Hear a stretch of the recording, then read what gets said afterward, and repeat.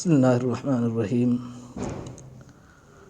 اللہ تعالیٰ نے صرف قرآن مجید پڑھنے کا حکم نہیں فرمایا، بلکہ بہت اچھی طرح پڑھنے کا حکم فرمایا۔ مطلب یہ ہے کہ صرف پڑھنے سے کام پورا کرنے والے نہ سمجھے جاؤ گے، بلکہ اچھی طرح خوب پڑھنے سے ہی پڑھنے والے سمجھے جاؤ گے۔ تو جب اس طرح حکم ہے تو گویا کہ قرآن مجید پڑھنے کی زیادہ تائید ہو گئی، اور قرآن پڑھنا سیکھنے پر موقوف ہے کہ جس سے پڑھنے کے سب حق ادا ہو جائیں، یعنی بہت اچھی طرح سیکھ کر قرآن مجید پڑھا جائے۔ اور یہ قرآن کا حق ہے۔ قرآن شریف اللہ کا کلام ہے اور ان کی اتاری ہوئی کتاب ہے، جس میں وظیفے بھی ہیں اور اچھے کاموں کا حکم بھی ہے اور قصے بھی ہیں جن سے نصیحتیں حاصل ہوتی ہیں۔ تو یہ گویا خوبیوں سے بھری ہوئی کتاب ہے،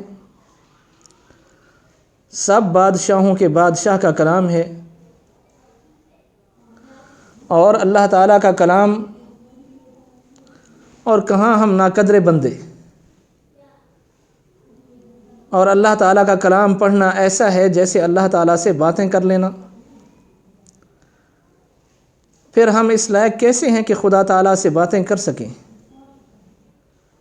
مگر قربان جائیں اس اللہ کی رحمت پر کہ ہمارے ہاتھوں میں اپنی کتاب دے دی اور سب کو اجازت عام دے دی کہ جس کا جس وقت جی چاہے ہم سے باتیں کرے۔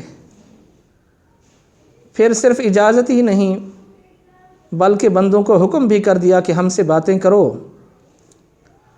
اب ہم اپنی ذلت اور اللہ تعالیٰ کی عزت کو نگاہوں میں سامنے رکھ کر سوچیں کہ یہ باتیں کرنا صرف ان کا فضل و کرم اور عنایت نہیں تو اور کیا ہے؟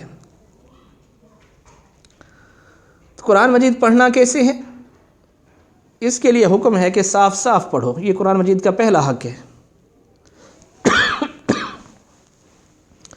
لفظ کے معنی سمجھنا یہ دوسرا حق ہے۔ تو صاف صاف پڑھنے کا مطلب کیا ہے؟ سیدنا حضرت علی المرتضیٰ رضی اللہ تعالیٰ عنہ نے اس کا مطلب یہ بیان کیا ہے کہ حرفوں کو عمدہ کر کے پڑھنا اور جہاں ٹھہرنا چاہیے ان جگہوں کو پہچاننا۔ تو حضور صلی اللہ علیہ وسلم نے صحیح پڑھنا سکھایا تھا، جس کے مطابق آج تک قراء حضرات پڑھتے آ رہے ہیں، اور حضور صلی اللہ علیہ وسلم کو اللہ تعالیٰ نے سکھایا تھا۔ تو جب اللہ نے سکھایا ہے تو اتنی عظیم نعمت کی قدر ہونی چاہیے، اور اس کو اچھی طرح پڑھنا چاہیے کسی قاری سے۔ ورنہ عموماً شیطان اس موقع پر یہ وسوسہ ڈالتا ہے کہ ہم قاری ہونے سے تو رہے، پھر اس کے پیچھے پڑھنا ہی بیکار ہے۔ تو یہ شیطان کا دھوکہ ہے، کیونکہ اگر بہت بڑے قاری نہ ہوئے تو ضرورت کے مطابق تو ہم کو پڑھنا آ جائے گا۔